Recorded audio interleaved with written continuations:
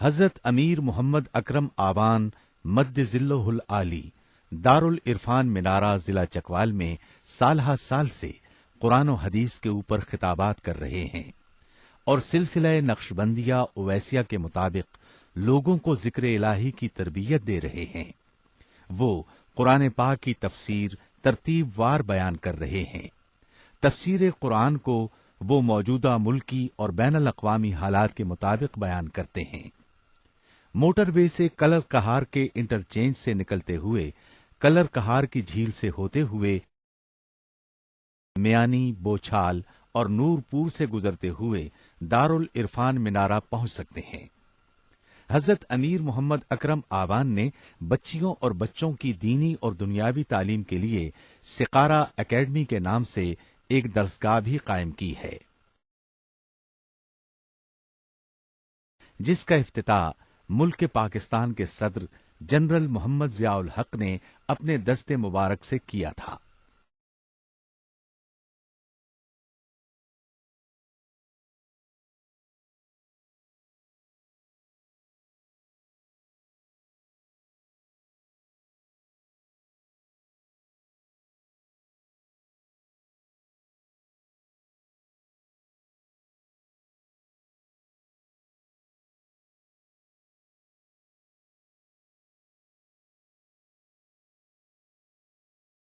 للہ رب العالمین والصلاة والسلام علی حبیبہ محمد وآلہ وأصحابہ اجمعین۔ اعوذ باللہ من الشیطان الرجیم، بسم اللہ الرحمن الرحیم۔ سیقول السفہاء من الناس ما ولاہم عن قبلتہم التی کانوا علیہا قل للہ المشرق والمغرب یہدی من یشاء الی صراط مستقیم۔ وکذلک جعلناکم امۃ وسطا لتکونوا شہداء علی الناس ویکون الرسول علیکم شہیدا وما جعلنا القبلۃ التی کنت علیہا الا لنعلم من یتبع الرسول ممن ینقلب علی عقبیہ وَإِن كَانَتْ لَكَبِيرَةً إِلَّا عَلَى الَّذِينَ هَدَى اللَّهُ وَمَا كَانَ اللَّهُ لِيُضِيعَ إِيمَانَكُمْ إِنَّ اللَّهَ بِالنَّاسِ لَرَءُوفٌ رَحِيمٌ۔ اللهم سبحانك لا علم لنا إلا ما علمتنا إنك أنت العليم الحكيم۔ مولاي صل وسلم دائما أبدا على حبيبك من زانت به الأسر۔ سورہ بقرہ ہی چل رہی ہے اور علماء یہود اور نصارہ نبی علیہ الصلوۃ والسلام پر اعتراض کیا کرتے تھے، یہ ان کی بدنصیبی اور انہی کا تذکرہ آ رہا ہے کہ من جملہ دیگر اعتراضات کے انہیں ایک اعتراض یہ بھی تھا کہ قبلہ تو بیت المقدس تھا اور شروع میں حضور اکرم صلی اللہ علیہ وآلہ وسلم کا بھی وہی قبلہ رہا، تو اب یکایک انہوں نے اپنا قبلہ تبدیل کیوں کر لیا؟ یہ دین ہے یا مذاق ہے کہ کبھی کوئی قبلہ ہے کبھی کوئی قبلہ ہے؟ تو اللہ کریم اس بارے میں ارشاد فرماتے ہیں کہ بے وقوف لوگ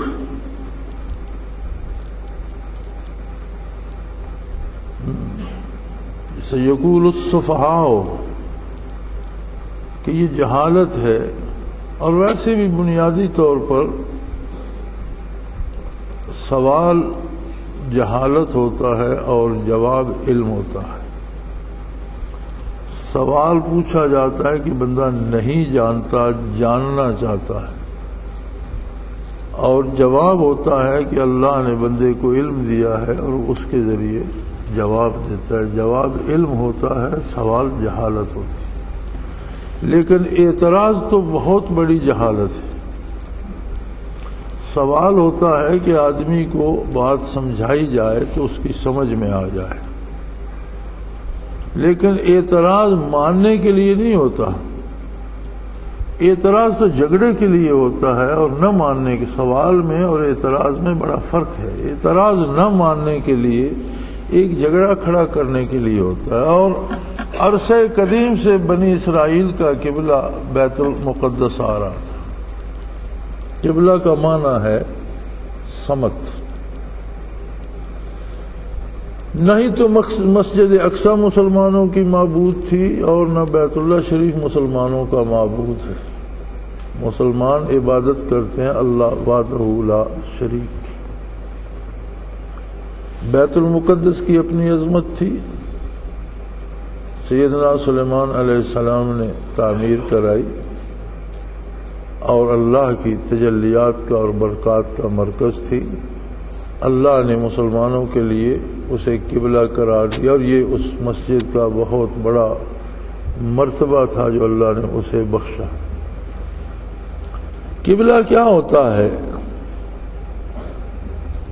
قبلہ کا مفہوم ہے سمت۔ اسلام، میں نے عرض کیا کہ اسلام جوڑنے کا مذہب ہے، انسانوں کو انسانوں سے، انسانوں کو اپنے مالک سے، اپنے اللہ سے، اپنے معبود سے جوڑتا ہے۔ اسلام دنیا کے تمام مسلمانوں کو بھائی بھائی قرار دیتا ہے۔ اسلام دنیا کے تمام غیر مسلموں کو بھی حقوق عطا کرتا ہے، ان کی جان کی حفاظت کرتا ہے، ان کے مال کی حفاظت کرتا ہے، ان کے آبرو کی حفاظت کرتا ہے، اور تمام انسانی حقوق غیر مسلم کو بھی عطا کرتا ہے۔ اسلام ایک دنیاوی بھائی چارے کا مذہب ہے کہ ساری مخلوق اللہ کی ہے، جو نہیں مانتا اگر وہ حقوق اللہ کا خیال نہیں کرتا تو اس کا جواب وہ اللہ کریم کے سامنے دے گا، لیکن مسلمان اس کے انسانی حقوق کی حفاظت کریں گے، اس کو تحفظ دیں گے، اس کی جان مال آبرو کو تحفظ دیں گے، اس کے بچوں کو بھی تعلیم دیں گے، اسے بھی روزگار کے مواقع فراہم کریں گے، جو انسانی حقوق ہیں وہ پورے اسے بھی حاصل ہوں گے۔ اب یہ اسلام عالمگیر بھائی چارے کی جب بات کرتا ہے تو سب سے اعلیٰ چیز تو اللہ کی عبادت ہے، فرائض ہیں۔ اگر فرائض میں ہی یکرنگی نہ ہو تو اخوت اور بھائی چارے کی بنیاد کہاں ہوگی؟ کوئی مشرق کو منہ کر کے نماز پڑھ رہا ہے، کوئی مغرب کو منہ کر کے نماز پڑھ رہا ہے، کوئی شمال کو، کوئی جہاں کسی کو آ گیا جدھر منہ ہے وہ عبادت کر رہا ہے، تو یکرنگی کہاں ہوگی؟ سو رب جلیل نے ایک مقام کو مرکز قرار دے دیا کہ روئے زمین کے مسلمان اسی کی سمت منہ کر کے نماز ادا کریں گے۔ اب یہ فیصلہ رب العالمین کا تھا کہ بیت اللہ شریف قبلہ رہا، پھر جب بیت المقدس بنا اور انبیاء بنی اسرائیل میں سے آئے اور ان کی ریاستیں وہاں تھیں، نبی بھی تھے، بادشاہ بھی تھے، ان کے دارالخلافے وہاں تھے، اکثریت ان لوگوں کی شاید بیت اللہ سے واقف بھی تھی یا نہیں تھی، تو رب جلیل نے مسجد اقصی کو ان کے لیے قبلہ مقرر کر دیا، یعنی وہ عبادت کی سمت مقرر کر دی، جہاں بھی کوئی کلمہ گو ہوتا وہ اسی سمت کو منہ کر کے عبادت کرتا، تاکہ اس تمام میں یک رنگی، یکجہتی اور ایک نظم پیدا ہو جائے۔ اللہ تو ہر جگہ موجود ہے اور ہر وقت موجود ہے، تمام سمتیں اس کی ہیں، جدھر منہ کرو اللہ تو سامنے موجود ہے، لیکن لوگوں میں اخوت اسلامی، بھائی چارہ اور ایک دوسرے کے ساتھ رشتہ اور یک رنگی پیدا کرنے کے لیے بیت المقدس کو قبلہ مقرر کر دیا۔ جب نبی علیہ الصلوۃ والسلام مبعوث ہوئے تو آپ نے بھی اسی قبلے کی پیروی اختیار فرمائی، چونکہ وہ قبلہ مقرر تھا، لیکن آپ کے قلب اطہر میں جو محبت تھی بیت اللہ کی، بیت اللہ کی عظمت یہ ہے کہ بیت اللہ شریف روئے زمین کا مرکز ہے۔ بیت اللہ شریف جہاں کعبۃ اللہ ہے، یہ وہ نقطہ ہے جو سب سے پہلے اللہ نے تخلیق فرمایا، جب باقی سارا پانی ہی پانی تھا، اس پر ایک نقطہ اللہ کریم نے سب سے پہلے یہ تخلیق فرمایا، یہاں بیت اللہ شریف کی چار دیواری ہے، حتیم سمیت جتنا بیت اللہ ہے، یہ وہ پہلا مقام ہے جو اللہ نے زمین کو تخلیق فرماتے ہوئے ایک نقطہ تخلیق فرمایا، پھر یہاں سے زمین پھیلائی گئی اور یہ بدستور مرکز رہا۔ دنیا کا نقشہ سب سے پہلے مسلمانوں نے بنایا، یہ شرف اللہ نے مسلمانوں کو عطا کیا کہ دنیا کا نقشہ بھی مسلمانوں نے بنایا اور دنیا کی پیمائش بھی سب سے پہلے، زمین کی پیمائش بھی مسلمانوں نے کی۔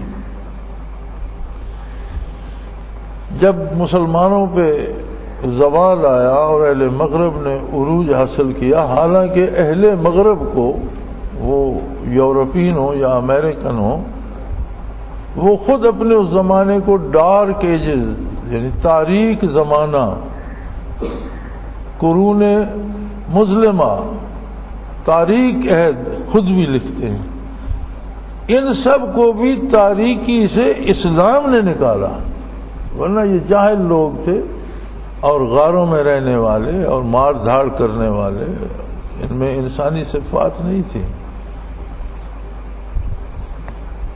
تو بیت اللہ شریف وہ مرکز ہے جو سب سے پہلے وجود میں آیا اور تجلیات الہی کا مابت رہا روز اول سے، اور ہمیشہ رہے گا جب تک زمین و آسمان قائم ہے۔ بیت اللہ شریف کی عظمت یہ ہے کہ اس کی حیثیت جہاں بیت اللہ کی چار دیواری ہے، تحت الثری تک بیت اللہ ہے، عرش اولی تک بیت اللہ ہے۔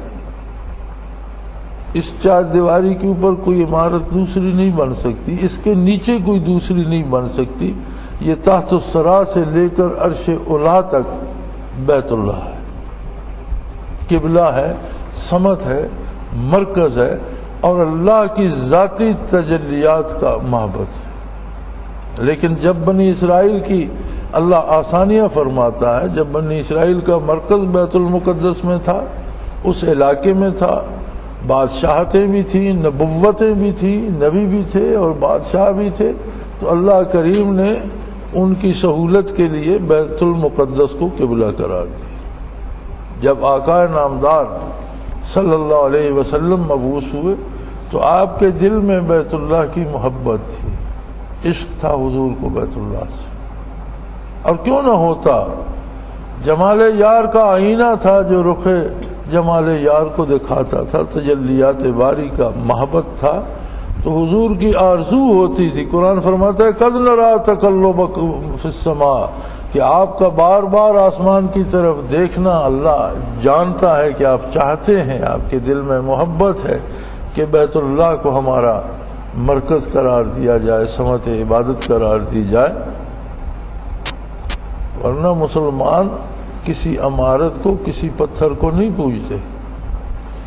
ایک دفعہ یہ سوال میرے سامنے بھی آیا تھا کہ مسلمان دنیا بھر کو تو بتوں کو پوجنے سے منع کرتے ہیں، لیکن جو ایک عمارت ہے جسے آپ بیت اللہ کہتے ہیں، وہ بھی تو آخر پتھروں کی بنی ہوئی ایک عمارت ہے، اسے بھی تو بت قرار دیا جا سکتا ہے، اور سارے مسلمان اس کی پوجا کر رہے ہیں۔ میں نے کہا مسلمان اس کی پوجا نہیں کرتے، آپ وہی پتھر وہاں سے اکھیڑ لیں اور ہٹ کر انہی پتھروں کی ویسی عمارت بنا دیں، اسے کوئی مسلمان سجدہ نہیں کرے گا۔ سمت سجدہ وہی رہے گی جس زمین پر بیت اللہ موجود ہے۔ یہ دیواریں، یہ چھت تو زمین کی نشاندہی کر رہے ہیں۔ پھر جب فتح ہوا مکہ مکرمہ تو حضرت بلال رضی اللہ عنہ نے بیت اللہ کی چھت پر کھڑے ہو کر اذان دی، کوئی بت پوجنے والا جس بت کی پوجا کرتا ہو کبھی اس کے سر پر چڑھ کر کھڑا ہوتا ہے؟ کسی بھی بت کا پجاری جس بت کی پوجا کرتا ہو کیا وہ اس کے سر پہ چڑھ کے کھڑا ہو جائے گا؟ مسلمان اگر بیت اللہ کی پوجا کرتے تو چھت پر کھڑے ہو کر اذانیں دیتے، انہوں نے چھت پر کھڑے ہو کر کہا اللہ اکبر، بڑائی اور عظمت صرف اللہ کے لیے۔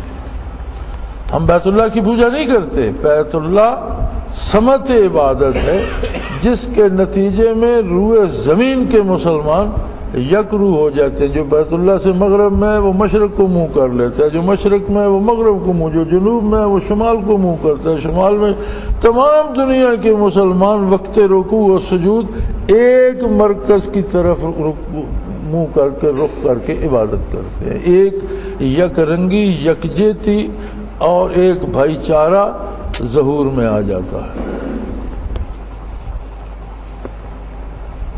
مسلمانوں نے دنیا کا جو نقشہ بنایا تھا اس میں نارتھ پول یا قطب شمالی جنوب میں تھا، قطب جنوبی شمال میں تھا، یعنی زمین کو انہوں نے اس طرح تقسیم کیا تھا کہ جسے آج ہم قطب جنوبی سمجھتے ہیں، مسلمانوں کے نقشے میں یہ شمال تھا اور یہ جنوب تھا۔ جب یورپین کے پاس آیا تو انہوں نے شمال اس کو کر دیا اور جنوب اس کو کر دیا، یہ یورپین کی تبدیل شدہ بات ہے۔ لیکن اگر جو شمال ادھر تھا جنوب ادھر تھا تو بیت اللہ مرکز تھا، اور اگر یہ بدل گیا شمال اس سمت کو کہنے لگے جنوب اس کو کہنے لگے تو بھی بیت اللہ کی حیثیت نہیں بدلی، آج بھی وہ مرکز ہے۔ اور زمین کی روئے زمین کی پیمائش جس طرف سے کر کے لائے مرکز بیت اللہ شریف بنتا ہے۔ اس کے انوارات کا یہ عالم ہے کہ میں امریکہ میں تھا تو مجھے ایک اردن کا شخص ملا جو مصر کی فوج میں فائٹر پائلٹ تھا جب اسرائیل کی اور مصر کی جنگ ہوئی تھی اور مصریوں نے اپنا وہ چھینا ہوا علاقہ واپس لیا تھا، تو یہ ایک لڑاکا جہاز کا پائلٹ تھا۔ تو وہ مجھے بتا رہا تھا کہ ہمیں حکم ہوتا تھا کہ کبھی بھی بیت اللہ کے عین اوپر جہاز مت لے جانا، اس لیے نہیں کہ وہ بیت اللہ کا احترام کرتے تھے، اس نے کہا جب بھی کوئی جہاز غلطی سے کعبۃ اللہ کی سمت میں خواہ وہ ہزاروں فٹ لاکھوں فٹ اونچا ہو، بادلوں سے بھی اونچا ہو، بیت اللہ کی عین اوپر آ جاتا تو اس کے سارے ڈیجٹ گڑبڑ ہو جاتے تھے، کوئی سمجھ نہیں آتی تھی کہ کیا کرنا ہے کہاں جانا ہے، سارا اس کا جتنا وہ نظام جو پائلٹ کے سامنے لگا ہوا تھا ڈیجٹس کا سارا گڑبڑ ہو جاتا تھا۔ اس قدر انوارات ہوتے ہیں کہ مادی چیزوں کو بھی متاثر کرتے ہیں، جیسے وہ کسی بجلی میں گھس گیا۔ اور آج بھی کوئی جہاز بیت اللہ شریف کے عین اوپر سے نہیں گزرتا۔ تو فرمایا یہ جاہل اور بے وقوف لوگ کہیں گے کہ انہیں قبلے سے کس نے پھیر دیا؟ بھئی بیت المقدس کو قبلہ مانتے تھے، اب کعبہ شریف کو ماننے لگے۔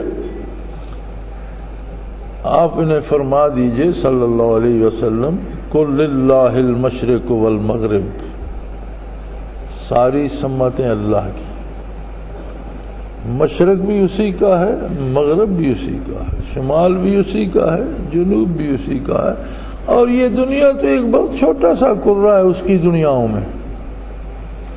جتنی دنیایں اس نے پیدا کی ہیں اور کائنات بسیط میں جتنی دنیایں آج تک سائنس نے دریافت کی ہیں، حالانکہ میں اگلے دن وہ ایک سائنس کا پروگرام دیکھ رہا تھا جس میں امریکہ کا ایک بہت بڑا سائنسدان یہ کہہ رہا تھا کہ ہم اگر یہ دعویٰ کریں سائنس کی نقطۂ نظر سے کہ ہم نے بہت دریافت کر لیا اور بڑی دنیایں تلاش کر لیں اور چاند پر، سورج پر، مختلف سیاروں پر، تو اگر ہم بہت بڑی بڑ بھی ماریں تو کہنے لگا میرا خیال ہے شاید ہم نے 100 میں سے 10 حصے دریافت کر لی ہوں، لیکن 90 حصے کے بارے تو ہم کچھ نہیں جانتے کہ اور باقی کیا ہے۔ یہ وہ خود اعتراف کر رہا تھا، حالانکہ میں سمجھتا ہوں کہ یہ بھی اس کا اندازہ ہے 10% بھی غلط ہے۔ وہ سائنس ابھی تک کچھ بھی نہیں جان سکی کہ اللہ کی کائنات کتنی وسیع ہے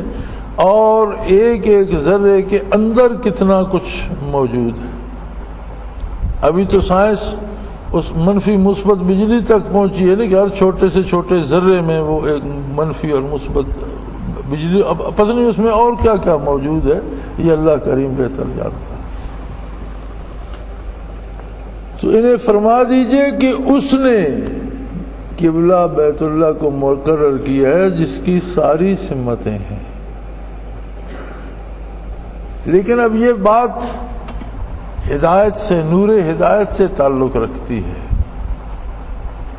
اور ہدایت وہ اسے دیتا ہے جسے وہ چاہتا ہے۔ ہدایت کے لیے اس نے ایک معیار مقرر کر دیا۔ اس آیہ کریمہ سے کوئی یہ نہ سمجھے کہ جو گمراہ ہے جب اللہ اسے گمراہ رکھنا چاہتا ہے تو وہ بیچارہ کیا کرے، ایسی بات نہیں ہے۔ اللہ کا قانون ہے یہدی الیہ من ینیب، جو دل کی گہرائی سے یہ فیصلہ کرے کہ مجھے اللہ کو پانا ہے، اسے وہ ہدایت عطا کر دے۔ سو ہدایت یا گمراہی اللہ کی طرف سے انسان کے اس فیصلے پہ چھوڑ دی گئی ہے جو وہ اپنے دل سے کرتا ہے اور دل کی گہرائی سے کرتا ہے، اور یہی ایک اختیار ہے بندے کے پاس۔ یہ جو بندہ صاحب اختیار ہے اس کے پاس اختیار یہی ہے کہ وہ یہ فیصلہ کرے کہ وہ اللہ کی اطاعت کرنا چاہتا ہے یا نافرمان۔ وَهَدَيْنَاهُ السَّبِيلَ اما شاکرا و اما کفورا، راستہ واضح کر دیا ہے۔ وہ شکر گزار بندہ بننا چاہتا ہے یا ناشکری اختیار کرتا ہے۔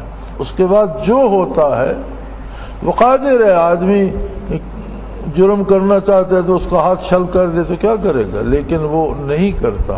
وہ کہتے ہیں میں تمہارے فیصلے پر چھوڑ دیا، تمہیں میں نے قوت دی، ناجائز استعمال کرو گے تو ایک دن میں تمہارے ساتھ حساب کروں گا، ظلم کا بدلہ دیا جائے گا، سزا دی جائے گی اور اطاعت کا انعام دیا جائے گا۔ ورنہ تو لا تتحرک ذرۃ الا باذن اللہ، اللہ کی اجازت کے بغیر تو کوئی ذرہ حرکت نہیں کر سکتا۔ تو فرمایا قبلہ اگر تبدیل ہوا تو قبلہ معبود تو نہیں تھا کہ پہلے وہ خدا تھا اس کی پوجا ہوتی تھی، اب اسے الہ مان لیا اور اس کی پوجا کرتے ہیں، ایسی بات نہیں ہے۔ قبلہ ایک مرکز تھا، ایک سمت تھی جو اللہ نے ان کے لیے وہ پسند فرمائی، اور جب نبی کریم تشریف لائے آپ ساری کائنات اور سارے انسانوں، ساری نوع انسانی کے لیے، سارے جنوں کے لیے مبعوث ہوئے، ساری مخلوق کے لیے مبعوث ہوئے، اور اب ایک ایسا مرکز چاہیے تھا جو ساری مخلوق کا ایک مرکز رہے۔ اللہ نے بیت اللہ شریف کو حضور اکرم صلی اللہ علیہ وسلم کی آرزو پوری کرتے ہوئے اسے مقرر کر دیا۔ اب یہ تو اللہ کی مرضی، لیکن ایک سمت بنا دی، ایک مرکز بنا دیا۔ اور آج بھی ایسا نظم و ضبط، ایسی یک رنگی عطا فرمائی کہ جو آج لوگ احباب حج پہ تشریف لے گئے انہوں نے دیکھا ہوگا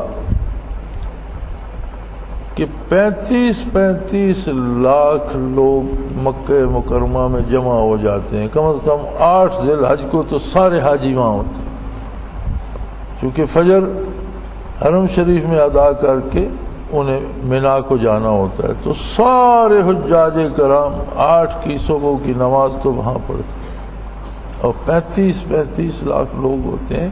اور یہ 30-35 لاکھ لوگ وہ ہوتے ہیں جو دنیا سے جاتے ہیں، جو مقامی عرب شریف کے لوگ حج کے لیے آتے ہیں وہ اس میں شامل نہیں ہوتے۔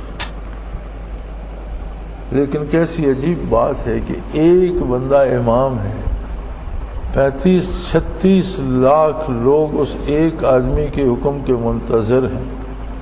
اب کوئی سنتیں ادا کر رہا ہے، کوئی بیٹھا تلاوت کر رہا ہے، کوئی تسبیح پڑھ رہا ہے، کوئی کسی حال میں ہے، کوئی کسی حال میں ہے، تو تکبیر شروع ہو جاتی۔ بیت اللہ شریف میں وہ تکبیر دوہرا کر نہیں کہتے، اللہ اکبر اشہد ان لا الہ الا اللہ اشہد ان محمد رسول اللہ، اس طرح پڑھتے چلے جاتے۔ تو چند سیکنڈ لگتے ہیں تکبیر میں، چند سیکنڈ میں 36 لاکھ لوگوں کی صفیں بن جاتی۔ دنیا میں بڑی بڑی حکومتیں، سلطنتیں، ریاستیں اور بڑی بڑی تربیت یافتہ فوجیں موجود ہیں۔ دنیا کی کوئی فوج ایسی مثال پیش نہیں کر سکتی کہ چند سیکنڈ میں ساری فوج صف بستہ ہو جائے۔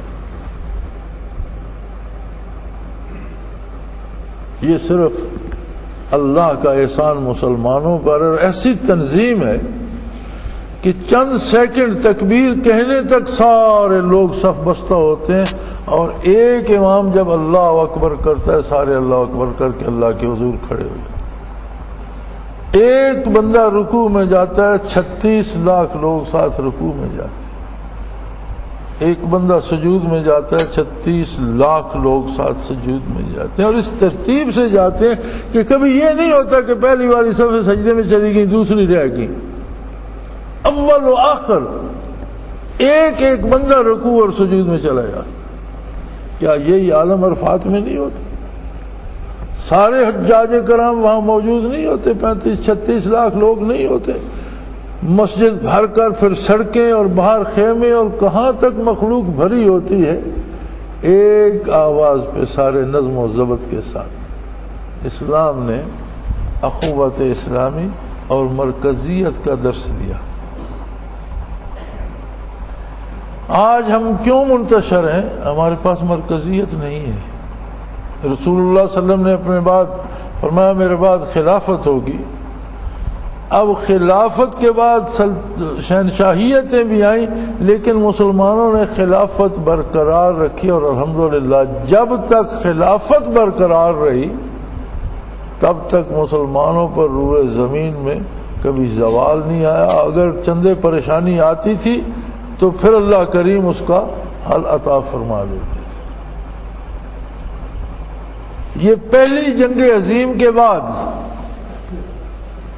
یورپین اقوام نے یہ دیکھا کہ اگر مسلمانوں کی یہ مرکزیت برائے نام بھی رہی، کیونکہ تب تک خلفاء میں وہ بات نہیں رہی تھی جو خلیفہ میں ہونی چاہیے، اگرچہ ہمارا آخری خلیفہ ترک کا حکمران ترکی کا سلطان عبدالحمید رحمۃ اللہ تعالی علیہ واقعی بہت نیک آدمی تھا، اور سلطان عبدالحمید ایک سچا اور پکا صوفی تھا، ذاکر تھا، صاحب کمال تھا، صاحب مشاہدہ تھا۔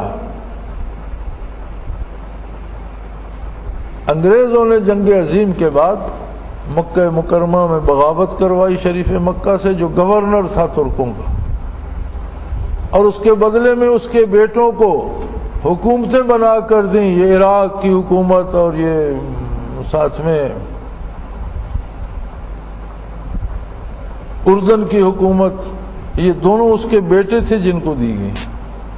اسے مکہ کی ریاست دی گئی، اور پھر بعد میں عالمی سیاست کی بساط پر تبدیلیاں آتی رہیں۔ اسرائیلیوں کو ریت پہ انگلیاں ڈال کر فلسطین کا علاقہ، ریاستیں اس طرح ریت پر انگلیوں سے انہوں نے بانٹی، اور پورا زور اس پہ صرف کر دیا کہ مسلمانوں سے خلافت ختم کی جائے۔ مصطفیٰ کمال سے بغاوت کروائی، سلطان عبدالحمید رحمۃ اللہ علیہ سے خلافت چھینی گئی، ریاست چھینی گئی، حکومت چھینی گئی، اور نوجوان طبقے کو ابھا کر لگ بھگ 1925-26 کی بات ہے کہ مسلمانوں کے ہاتھ سے خلافت جاتی رہی۔ اگر میں بھول نہیں رہا تو جنگ عظیم 1914 سے 1919 تک رہی۔ اب اس کے بعد کی بات، بعد کے سالوں میں وہ خلافت جب سے چھنی، وہ برائے نام تھی، لیکن ایک مرکز تھا، اور دنیا کی مسلم آبادی میں جہاں کوئی حکومت بنتی اس کے لیے ضروری ہوتا تھا کہ وہ اپنی تصدیق خلیفۃ المسلمین سے کروائے، لہذا تمام مسلمان حکمرانوں کا رابطہ ہوتا تھا اس مرکز سے، اور جو آپس کے مسائل ہوتے تھے وہ وہاں حل ہو جاتے تھے۔ انہوں نے اپنی مرکزیت بنائی، کہیں یو این او کے نام سے، کہیں سلامتی کونسل کے نام سے، اب بھی اپنے ملکوں کو یکجا کر رہے ہیں، اور یورپین ایک بن گئی ایسی کولیشن کہ اب اس میں ویزا ختم ہو، ایک ملک کا ویزا ہو تو سارے ان میں پھر سکتے ہیں۔ انہوں نے پورے یورپ کا سکہ ایک کر دیا، صرف برطانیہ اس سے الگ ہے، باقی سب کا یورو بن گیا۔ تو اپنے اتحاد پہ وہ زور لگائے جا رہے ہیں، مسلمانوں کو جہاں ہے مزید تقسیم در تقسیم کرنے میں لگے ہوئے۔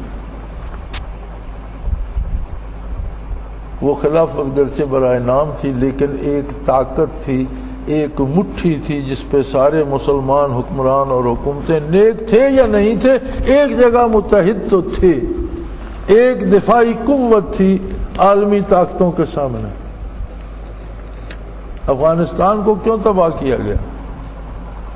یہاں پھر خلیفۃ المسلمین بننے کا خطرہ پیدا ہوا، خلافت کے زندہ ہونے کا خطرہ پیدا ہو گیا، جس کے نام سے یورپ کانپتا ہے کہ پھر اگر مسلمانوں کے پاس کوئی ایک مرکز بن گیا تو پھر مشکل ہو جائے گا۔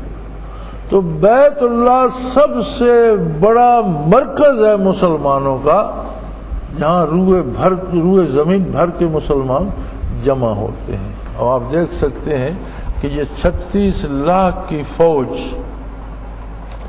اگر اپنی دنیا کی بنیاد اپنے دین پہ رکھے، اور جس طرح جس یک رنگی کے ساتھ 2 انسلے کپڑوں میں 36 لاکھ لوگ ایک امام کی آواز پہ لبیک کہتے ہیں، اگر یہ 36 لاکھ کا سمندر وہاں سے دنیا کی کسی طرف منہ کر کے چل پڑے تو انہیں بغیر اسلحے کے بھی ہوں تو بھی کوئی روکنے والا نہیں۔ 36 لاکھ لوگوں کو روکنا یا قتل کرنا یہ اتنا آسان نہیں ہے، لیکن افسوس یہ ہے کہ ہمارے نفس نے، شیطان نے اور غیر اسلامی طاقتوں نے دین سے دور کر دیا۔